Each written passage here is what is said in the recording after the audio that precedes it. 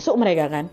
Beberapa menit kemudian mereka berdua keluar lagi. Cuman wajah udah pucat, wah kayak abis ngeliat sesuatu lah gitu di dalam. Terus disamperin sama si Meli, kalian kenapa? Tapi Tiara cuma geleng-geleng aja, Wak. Nggak apa-apa.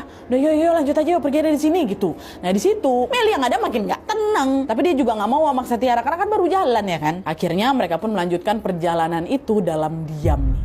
Nah setelah dari pesarian itu mereka lanjutlah jalan lagi. Dan setelah berjalan lumayan jauh, mereka mulai memasuki jalur yang kanan kirinya udah hutan, Wak. Dan di sini lagi-lagi mereka melihat hal yang tidak biasa. Di mana di area ini mereka melihat ada beberapa pohon yang dibalut pakai kain hitam. Terus di bawah pohon itu ada sesajen lagi, Wak. Nah pas ngelihat banyaknya sesajen, tiba-tiba si Tiara ini nyeletuk. Alah, ternyata masih banyak juga orang kolot yang percaya sama hal-hal kayak gini ya. Ini kalau misalnya sesajennya aku makan ya, pasti mereka pikir itulah setan yang makan. Itu katanya. Dengar itu, Arif langsung negur, apalah kau nih, jangan sembarangan kau lagi di gunung kita nih, banyak makhluk lain di sini loh. Entah kau nih Tiara asal ngomong aja kau macam nantangin kau tuh. Kata si Devi dah, mereka pun saling marahin si Tiara nih, Wak, nyalain Tiara lagi gara ngomong sembarangan tadi ya kan.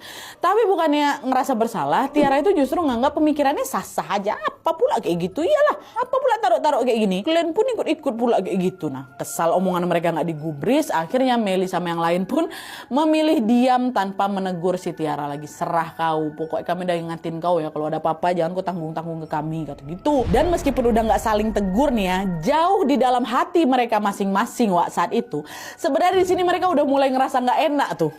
Dan betul aja, nggak lama dari situ satu persatu gangguan pun mulai muncul dan menghantui mereka di sepanjang pendakian ini.